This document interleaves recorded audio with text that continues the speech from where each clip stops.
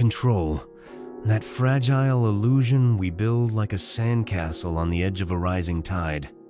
We wake up each day believing we own the script, that our plans are promises, that traffic lights will turn green, that loved ones will answer their phones, that the world will move in the straight line we've drawn on a whiteboard. But the truth? The truth doesn't ask for your approval. The truth doesn't knock before it enters. Because everything that can go wrong will. Not because the universe is cruel, not because fate is targeting you, but because chaos is the nature of things. The more you try to wrap your fingers around it, the faster it slips through.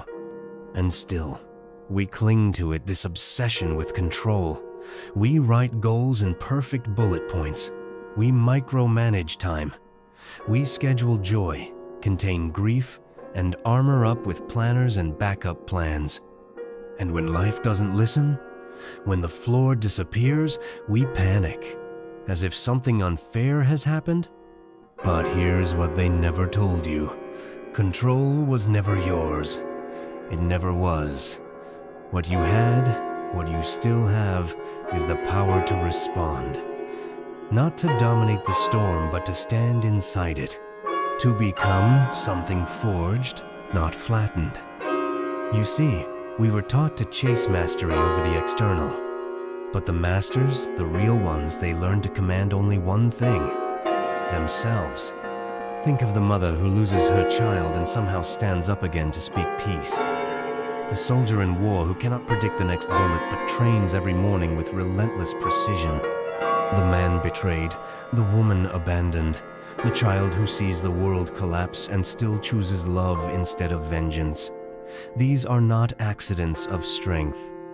These are warriors who faced the lie that they were ever in control and chose power instead.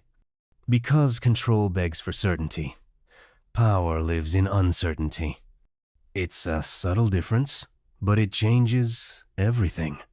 Control says, I must prevent the fall. Power says, let it fall, I'll build something better from the rubble. Control says, nothing can go wrong. Power says, when it does, I will not go with it, and it will go wrong. That's not negative, that's life. The machine breaks, the call doesn't come, the body fails, the deal falls through, the rain ruins the ceremony, the good ones leave. The ones who promise to stay don't. What then? What will you do when your hands are empty and the plan you carved your name into is reduced to ashes? You begin again, with what's left. And what's left is always you. But not the fragile version. Not the version obsessed with guarantees. No, what remains is the version that knows. The one that walks into the fire with eyes open. The one that understands. Life was never about avoiding the storm. It was about becoming the storm walker. You can't control what breaks, but you can control what bends. You can't stop the darkness, but you can choose not to become it. And you will have to choose not once, but every day. Because chaos doesn't knock once, it comes back, again and again. Not as punishment, not as fate, but as proof. Proof that you are alive, that you are in it, that you're playing the only game worth playing, the one where nothing is guaranteed and everything is earned. So when the sky turns black and the ground shifts and the rules you lived by evaporate, don't look for the lever, don't search for the rewind button. Look inside, not in some cliché way, but with brutal clarity. Ask yourself, who will I become now? Now that the script is gone. Now that the compass is spinning. Now that I know I never had control. What you have is choice. What you have is presence. What you have is self-command. And no one, not luck, not fate, not disaster, can take that from you. Not unless you give it away. When you were young, they taught you to hold on. But now is the time to let go. Let go of the illusion. Let go of the guarantee. Let go of the lie that said you could predict this. Because only when your hands are empty can they hold what's real: responsibility, awareness, action. Not the power to stop the storm. The power to walk through it unchanged. It always begins quietly. The unexpected never shouts. It whispers. A delay in the flight. A strange number calling your phone. A shift in someone's eyes when they say, "I'm fine." The ground never opens in a roar. It cracks first, barely. Just enough for you to say, "It's probably nothing." But then it opens wide, and by the time you notice, you're already falling. That's the anatomy of it. The unraveling doesn't wait for your permission. Disaster doesn't ask for your calendar. Tragedy doesn't check if you're ready. It shows up with no warning, rips open the frame you built your life around, and then dares you to find meaning in the debris. You could say it's unfair, and maybe it is, but fairness is a myth told to children so they'll sleep at night. Reality doesn't traffic in fairness. It traffics in truth. And the truth is this: nothing is immune to collapse. Not your job, not your health, not your relationships, not your plans. And the more tightly you hold them, the more it hurts when they slip away. You weren't made to predict every blow. You were made to absorb, adapt, and rise from it. That is the core of evolution. Survival isn't about knowing what's coming. It's about becoming something that can face anything. And when the unexpected hits, you have two paths: collapse or convert. You collapse and curse the sky, or you convert pain into perspective, loss into wisdom, chaos into movement. But it takes a certain kind of vision, a brutal honesty with yourself, to stand in the wreckage and say, maybe this is not the end. Maybe this is information. Maybe this is direction. The unexpected is not always a punishment. Sometimes it's a course correction from a future that knows more than you do, a storm tearing down the walls you thought you needed to reveal a path you never considered. History is filled with these moments. People who lost everything only to find their real life in the wreckage. The artist who wasn't taken seriously until the gallery burned down. The entrepreneur whose company failed and from the ashes built an empire on lessons no classroom could teach. The man left behind by someone he thought was forever, only to discover his own worth in the silence they left behind. This is not to romanticize pain. Pain hurts, it breaks bones, it silences rooms. But pain, when faced head-on, becomes language. It teaches you things ease never could. Because comfort protects the surface. Discomfort reveals what lies underneath. The real you. The one who isn't scripted. The one who doesn't need applause or assurance. The one forged by sudden impact. So when the unexpected comes and it will breathe, don't run from it. Don't rush to fix it. Just stand in it. Let the dust settle. Let the noise fall away. And in the stillness, listen. What's left? Not the plan, not the promise. Just you, the real you. The one with no shield, no excuse, only presence. The unexpected is a ruthless mirror. It shows you who you are when nothing is going your way. Not who you pretend to be when the sun is shining, but who you become when the storm takes everything. And that's the only self that matters. This world doesn't reward perfection. It rewards adaptation. It rewards those who can bend without breaking, pivot without losing their center, move through fire without forgetting how to breathe. That's what chaos is asking of you. Not control, not resistance, but response. And in that response, you begin to shape the narrative. Not the one written in your planner, but the one written in your bones. And this is where most people hesitate right at the edge of the unknown, looking for someone to tell them what to do. waiting for courage to arrive like a gift from the heavens. But courage doesn't come wrapped in comfort. It comes in the form of a decision, a brutal, clear, private choice. I will not break here. I will not let this be the end of me. Because resilience isn't something you're born with. It's not in your blood. It's not given to the lucky or the strong or the fearless. It's built, chosen, constructed in the silence after the chaos, when nobody's watching. It's what happens in the hours when the world has forgotten you.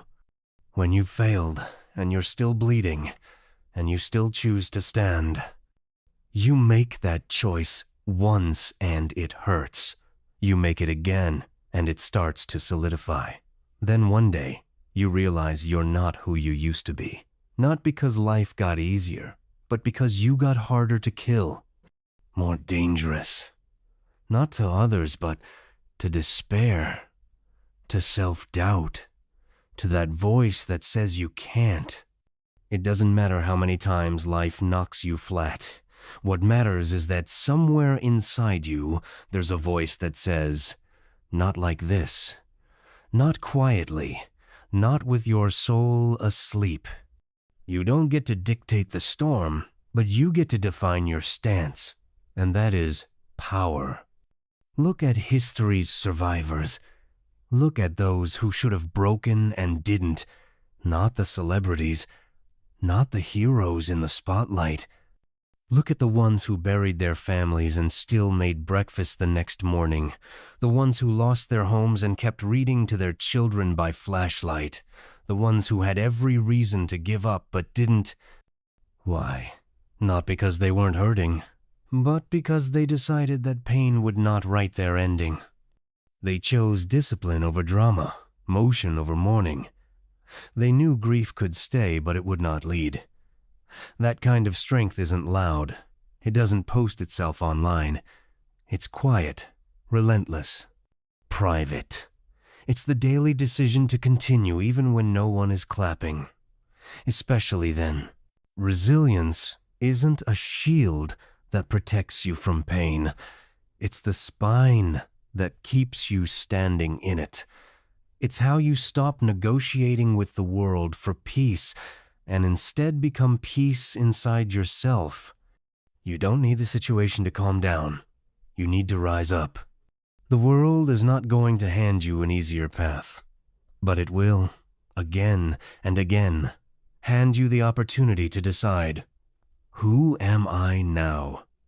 Who am I without the title, without the plan, without the comfort, without the applause?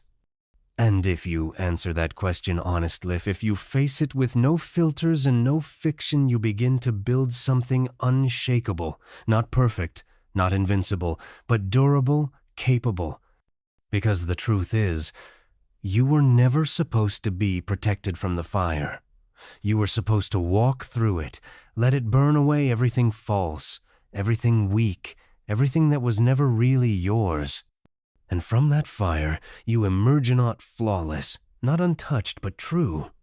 That is resilience, not a trait, a decision, made 1,000 times in silence, until it becomes your nature. Still, we carry this habit, this ache, to measure ourselves by the things we lose, as if failure is a mirror that shows us our worth, as if being knocked down means we deserved it. But loss is not identity. Failure is not the shape of your soul. It's information. That's all. Data. Raw, unfiltered feedback from a world that refuses to lie to you. But we're taught to take it personally. We fall and immediately ask, what's wrong with me? We get rejected and conclude, I'm not good enough. Something breaks, and we don't see an error in the system. We see evidence of our own unworthiness. That's the trap. That's how people stay stuck. Not in the fall itself, but in the meaning they assign to it. What if failure wasn't a verdict, but a direction? What if loss wasn't a label, but a recalibration? What if the pain wasn't a punishment, but a signal? It's trying to teach you something, not break you. The world isn't out to shame you. It's out to shape you. Think like a scientist. Think like an engineer. When the structure collapses, they don't scream at the steel. They study the fracture. They analyze the load. They learn. And then they build again. Wiser, stronger, more aligned with reality. That's how you have to treat your failures. Like blueprints. Like test results. Not declarations of who you are, but notes on what you've done and how you can do it better. The world doesn't care if you fall, but it watches very closely what you do after. This is where power lives not in the illusion of perfection, but in the humility to learn. To get it wrong, again and again, and still show up, still try, still rebuild. Because every loss carries a secret message. And it says this: something in your old way was unsustainable. Something in the way you were thinking, planning, hoping it wasn't real. And reality, eventually, always wins. That's not a curse. That's a gift. Because if your past self wasn't enough to handle this, then that means there's a better version of you waiting to be built, waiting to emerge from the impact. You don't need to mourn who you were. You need to meet who you could be. But you can't do that if you keep dragging the past around like a corpse. You can't evolve if you're still arguing with yesterday. You don't need to justify the fall. You don't need to explain the pain. All you need to do is listen. What is it teaching you? What is it demanding from you now? Because pain is precise. It doesn't arrive by accident. It shows up exactly where your life needs attention, where something old must end so something true can begin. That doesn't mean you deserved it. It means you're alive. It means you're in motion. And motion is messy. So let the loss be a teacher, not a tattoo. Let it inform your next step, not define your last one. The people who rise really rise it onto void failure. They mine it. They go back to the ashes, dig with their bare hands, and pull out wisdom no textbook could ever give them. And maybe that's what this moment is for. Not to shame you, not to stop you, but to show you. To strip away what you thought you needed. To bring you face to face with your next level. Not despite the failure, but because of it. And once you've mined the ashes, once you've held the loss in your hands and stopped pretending it was something else, something begins to shift, a strange clarity. A silence that doesn't feel empty, but clean, pure. This is the moment most people miss, because they're too busy cursing the fire to see what it revealed. Disaster strips away the non-essential. It doesn't just destroy, it refines. It burns down what was flimsy, what was untrue, what was never meant to last. And beneath all that noise, all that identity you once clung to, something sharper appears. Purpose.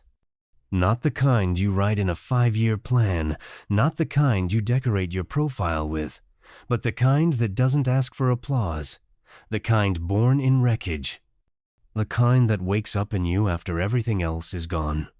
Because in the heart of every disaster is a gift no comfort could ever give you, the power to decide again, with eyes open, with illusions gone, with no one left to impress. That's when purpose becomes more than ambition. It becomes necessity. You're no longer chasing a goal, you're chasing truth. And truth doesn't care how many likes it gets, it only cares that it's real. You start to ask different questions. Not, what do I want? But, what matters now? Not, how can I avoid this pain again? But, what did this pain reveal? And suddenly, you see it. The breakup, the bankruptcy, the diagnosis, the betrayal, they didn't come to ruin you. They came to redirect you. You were running towards something false. And life, in its ruthless mercy, tore the path away. Not to punish, to point, to offer you a mirror. This is what happens when you build your life on sand. Now, do you want to keep building the same way, or do you want to start telling the truth? And the truth is, you were never meant to be untouched. You were meant to be transformed, because the fire you hate might be the exact force needed to forge your edge. The very pain you wish you could erase might be the birthplace of the voice someone else is dying to hear. This is how leaders are born, not in smooth journeys, but in fracture, in rupture, in being shattered so deeply they lose the capacity to lie to themselves anymore. You don't need to be perfect to begin again. You need to be clear about who you are when everything superficial is stripped away, clear about what matters when there's nothing left to prove. Because that's where purpose lives, in the ruins of your old life, waiting to be rebuilt into something honest. And once you find it, everything changes. You stop running from the hard things. You stop fearing the fall, because now you know the fall doesn't kill you, the lie does. And you're done living a lie. So the next time disaster knocks, you won't beg it to go away. You'll meet it at the door, not with a smile, but with readiness, with steadiness. Because you know that somewhere inside the wreckage, there's a blueprint. Not for who you were, for who you were meant to become. And once you've seen that blueprintant's purpose reveals itself not as a dream, but as a demand, you stop wishing for safety. You stop craving ease. You understand finally that adversity isn't a detour. It's the path, the only path that ever made you real. You start to feel it, the furnace, the one that's been roaring beneath your life this whole time. And now, instead of shrinking from the heat, you step into it. Because now you know this is where power is forged, not in the bright lights, not in comfort, in the dark, in the struggle, in the place where no one claps and no one's watching, and the only voice left is your own, whispering, "Keep going." This is where greatness is made, in the repetition no one sees, in the failure no one celebrates, in the thousands of moments that look like nothing but are actually everything. The furnace is not glamorous. It's not poetic. It's sweat, pain, boredom, disappointment, and persistence. And the only way through it is through it. But here's the secret. Every time you don't quit, you're changing. Every rep, every rejection, every night you stare at the ceiling wondering if it's worth it, that's the forging. That's the steel being hammered into shape. Not by luck, by choice. You can't avoid this process. Not if you want to become something that lasts. Every person who ever did something that mattered paid the price. They bled for it. They lost sleep for it. They lost friends for it. And still, they rose. Not because it was easy, but because adversity made them impossible to ignore. Think about it. The ones who build legacies didn't start with advantages. They started with refusal. A refusal to bow. A refusal to believe that failure meant finished. A refusal to live as a version of themselves that stopped at the first sign of resistance. Because adversity doesn't just test you, it builds you. It gives you dimension, depth. It carves out the parts of you that are shallow and replaces them with resolve. It shows you what you actually believe, not what you say, but what you do when the world stops being polite. That's what the furnace does. It removes the unnecessary. It demands your full presence. It says, if you want to be unshakable, you must first be shaken. It doesn't care about your feelings. It cares about your foundation. And if you stay long enough, if you don't run when it gets hard, you emerge different. Not louder, not tougher, just real. And people feel that. They can smell it. The world might not understand you, but it recognizes you, because truth has a frequency, and forged people, carry it in their bones. You don't get that by avoiding the storm. You get it by owning it, by letting the pressure refine you until there's nothing left to burn away. Only then do you become someone the chaos can't touch. The fire is coming. It always is. But this time you're ready. Not to run, to rise. But before you rise, before the world sees the sharpened edge of who you've become, there's one more weight you have to drop. One more chain around your ankles keeping you from becoming fully dangerous. Control. That addiction we all carry. Quiet, heavy, hidden beneath our ambition, our planning, our obsession with outcomes. Control is the lie we wrap around our fear.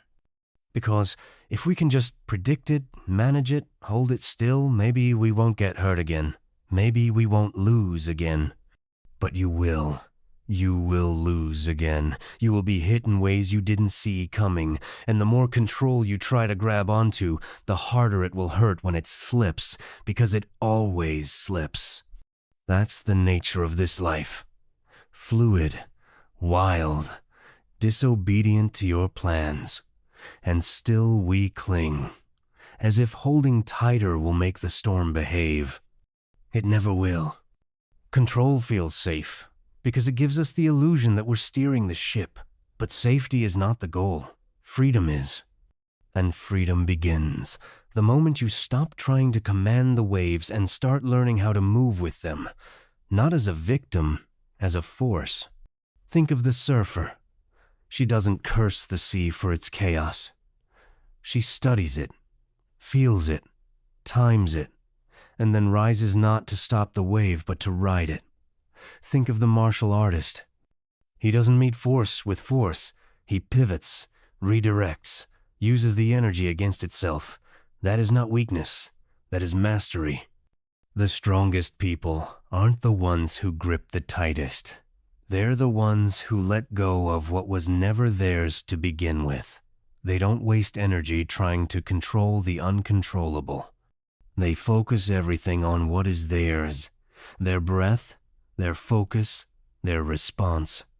You're not here to be a puppet master of circumstances. You're here to become a master of yourself. That's the shift. That's the break from the illusion. When you finally understand that your power doesn't come from controlling what happens, but from how you show up no matter what happens. Let go of control. Not because you're weak, but because you're ready to stop pretending.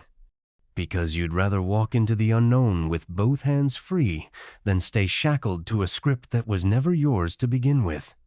Control is brittle. It shatters under pressure. But presence flows, adapts, persists. Presence is what remains when the plan is gone and the fire is rising. And once you taste that kind of power, the fake kind loses its grip. You stop begging for predictability. You stop needing guarantees. You look chaos in the eye and say, whatever comes, I'll meet it. I'll bend, I'll move, I'll respond. But I will not break trying to hold what was never mine. And that's when you become untouchable. Not because nothing touches you, but because nothing owns you. Because when you finally release the illusion of control, what you're left with is space. Raw, unfiltered space, not empty, but open. And in that open terrain, discipline becomes everything. Not the rigid, punishing kind they drilled into you with shame, not the hollow rituals of perfectionism. Real discipline. The kind born from clarity. The kind that doesn't need to be loud because it is the foundation. Discipline is the sword you carry through the storm. It's not about force, it's about focus. It's the quiet commitment that says, I may not control the chaos, but I will not be moved by it. It's not about having a perfect morning routine. It's about showing up when you don't feel like it. Again, and again, and again. Because in a world that is built to distract you, discipline is rebellion. It is resistance to decay, to entropy, to the constant pull toward comfort, ease, and giving up. The disciplined don't escape the storm, they navigate it with intention. They walk into uncertainty with their eyes fixed, their breath steady, and their purpose intact. Think of the soldier, not in war, but in practice, waking up in darkness, training in silence, repeating movements no one sees, because repetition is how you etch excellence into your bones. Think of the monk, hours in meditation, stillness as resistance. They don't wait for the world to quiet, they create that silence from within. This is discipline, not control over the world, but control over self. It's what turns chaos from a threat into a challenge. Discipline is what keeps your vision alive when everything around you tries to smother it. It's the decision to act according to values, not feelings. Because feelings shift with the weather, discipline remains like bedrock. And here's the truth no one wants to hear. You will not rise by accident. You will not stumble into greatness. You will not heal just because time passes. You will build yourself, or you will decay. And the difference, the line between becoming and collapsing, is discipline. This is not punishment. This is freedom.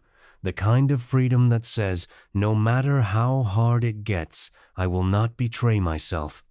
That is the ultimate liberation. To be someone you can count on in the dark, someone who keeps their word to themselves, not because someone is watching, but because they refuse to live a lie. Discipline is the proof that you respect the life you've been given, that you are not here to waste it numbing out, scrolling endlessly, starting over again and again because you were too afraid to stick with something when it got hard. You want to master chaos? Start with yourself. Start with your breath. Start with the first action you don't feel like taking, but take anyway. That's the crack in the dam. That's where the flood of power begins. Not from force, from consistency. From refusing to let the world drag you into its noise when you know you were made to move with precision through the fire. Discipline doesn't protect you from the storm. It prepares you to walk through it with purpose. And as you move through the fire with discipline in your stride, something else begins to awaken, not just action, but awareness, a sharper kind of seeing. Because if discipline is the sword, mindset is the hand that wields it. The way you frame the world becomes the world, and the story you tell yourself in the chaos determines whether you survive it or succumb to it. Mindset isn't positive thinking. It's not blind optimism or false smiles slapped over deep wounds. Norial mindset is the architecture of your perception. It's the lens through which you interpret everything. Pain, delay, defeat, challenge. It's not about pretending things are good. It's about deciding what they mean. You see, two people can face the same storm on brakes the other builds. One sees disaster. The other sees data. The difference isn't the storm. The difference is the frame. The meaning. And meaning is not found, it's assigned. What if the rejection was redirection? What if the delay was protection? What if the failure wasn't proof you're not good enough, but proof you're not finished yet? It's not about lying to yourself. It's about telling the whole truth, not just the part that hurts. Mindset says, this isn't happening to me. This is happening for me. Not in theory, in blood, in bone. In the moment, everything falls apart and you choose to lean in instead of run. That's not delusion. That's power. That's what the warriors knew. The Stoics, the monks, the ones who stood in front of death, ruin, loss, and didn't flinch. Because they had trained their minds not just to expect the storm, but to welcome it, to see it as the place where they could prove who they really were. Your thoughts are not just thoughts. They are blueprints. They are commands. And the moment you shift them, everything else begins to follow. your body, your choices, your path. If you tell yourself you're broken, you will act broken. If you tell yourself you are learning, growing, forging your body will rise to meet that. Your actions will align with your story. So the question becomes, what story are you telling? Because the chaos is real, but so is your lens, and the world bends not to your desire, but to your interpretation. If you want to change your life, start by changing the meaning of what's already happened. Reclaim it, redefine it, not with fantasy, but with truth sharpened by vision. Your mindset is the furnace inside the furnace, the hidden fire, the one you control. You can't stop the world from burning, but you can train your thoughts to move like water around the flames. You can train your inner voice to speak power when everything outside is screaming collapse. You're not just fighting circumstances. You are fighting the frame you've built around them. And the moment you take that frame into your own hands, you stop being a passenger. You become the architect. And once you become the architect, once you realize you're not just reacting to life but shaping how you meet it, there comes a point where you have to ask, where am I going? Because even the strongest mindset, the deepest discipline, the most relentless resilience is aimless without vision. When the maps burn, when the signs disappear, when the path you thought was yours collapses under your feet, you need something more than direction. You need vision. A self-defined, battle-hardened, crystal-clear image of the life you're building. Not the fantasy they sold you, not the copy-paste dream. Yours. Vision is not a wish. It is not fragile. It doesn't sit quietly and wait for permission. It stands in the smoke and says, I'm still here. It's the compass that doesn't need landmarks. It's what you hold in your chest when the sky goes black. It doesn't always come with clarity, but it always comes with truth. The kind you don't negotiate. Because when everything goes wrong, when all your plans dissolve, the only thing left to steer you is who you decided you were becoming long before the world fell apart. And if that decision isn't strong, if it isn't forged in conviction, you'll drift. You'll grab for shortcuts. You'll shrink back into survival. But if your vision is real, if it's rooted deep, you'll move through the wreckage like it was your training ground. You don't need a perfect road. You need an unshakable reason. A why that doesn't vanish in pain. A vision so sharp it cuts through noise, through fear, through doubt. And if you don't have one, build it. Not later. Now. From scratch, if you have to. Let it be simple. Let it be raw. Let it be something that actually means something to you. Because it's not just about you. Your vision is not a private luxury. It's a public responsibility. It's what the people around you feel when they're lost and you still move forward.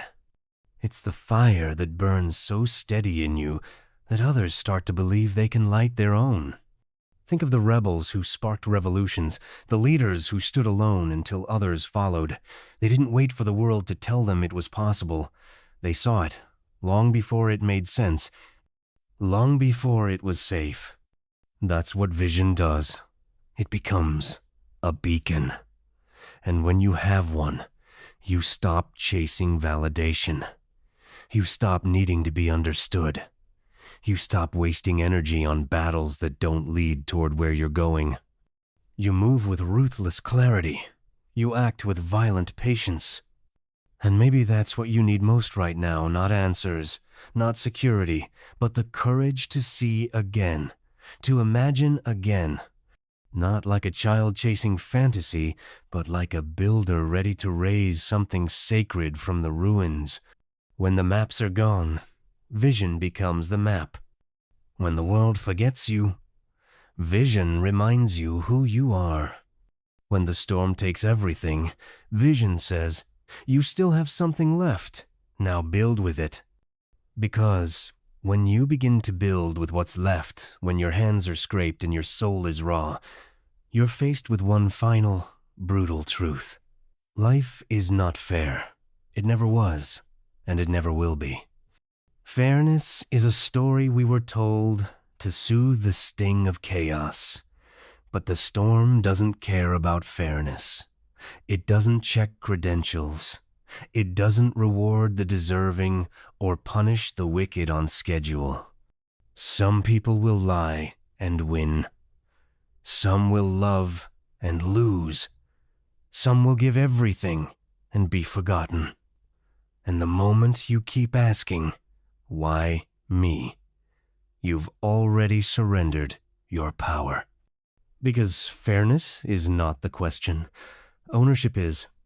You don't need to control what happens, but you must own what you do with it. Own the pain. Own the silence. Own the path for Watervin if it's not the one you would have chosen. Especially then. This isn't about blame. It's not about guilt.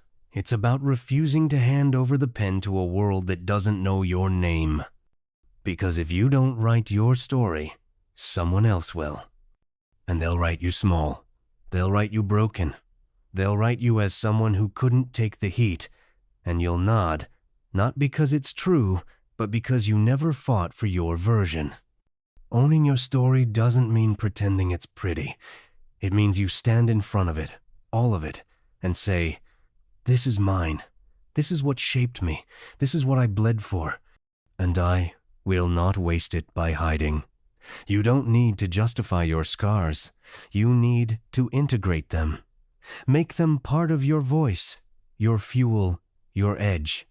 Look at the people who rose from hell. They weren't handed redemption. They took it. They rewrote the ending in ink and fire. They didn't ask permission to evolve. They made pain a foundation, not a prison. That power is in you. Always was. But it doesn't activate until you stop waiting for justice and start choosing agency. Even when it hurts. Even when it's not your fault. Especially when it's not your fault. Because that's when you prove what kind of force you really are. You don't get to choose the cards, but you do choose how to play them. And every time you fold because it wasn't fair, you lose the chance to create something better than fair. You lose the chance to build something true. The world will not owe you, but it will watch you. And your story, when owned, has the power to become something more than just survival. It becomes signal, direction, proof for others that it's possible to rise without permission. So stop waiting for fair.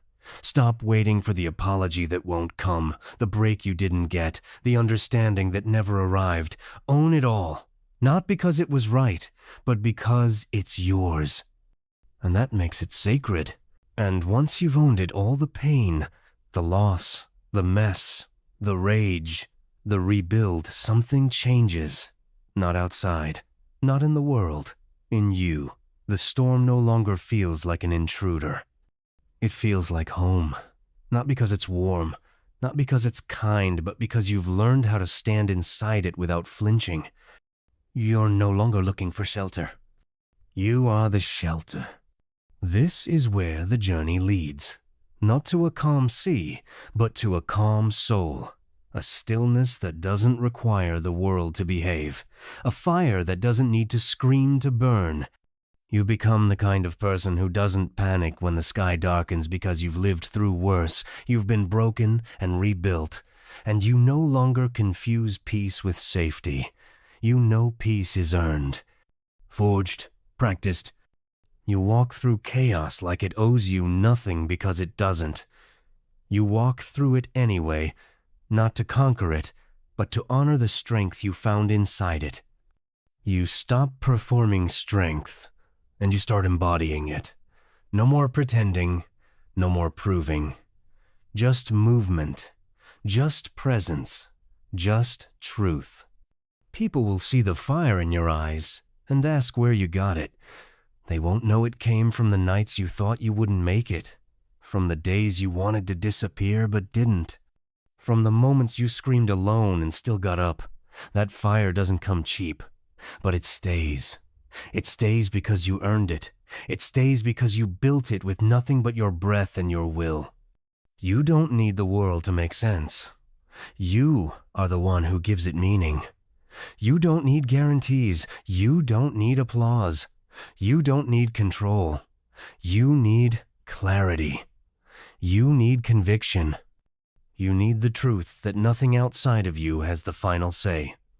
Not pain, not loss, not failure, not fear. They speak, yes, but they don't decide. You do. So now you stand. Not because everything is fixed, not because you have the answers, but because you've remembered who you are. Not a victim, not a survivor, a force. A grounded, focused, unstoppable force that knows how to bend with the wind without losing its roots. And now, whatever comes, you meet it without flinching. You walk forward without asking permission. You embrace uncertainty not as an enemy, but as the raw material of greatness. You don't beg the world for peace. You bring it. You don't wait for the fire to stop. You carry it. You never had control. That was the lie. But you've always had something better. Power. The power to decide. The power to act. The power to rebuild again and again and again. The power to rise deliberately. The storm will come. Let it come. You're not afraid anymore. You are the calm in the storm. And the fire in your soul will never go out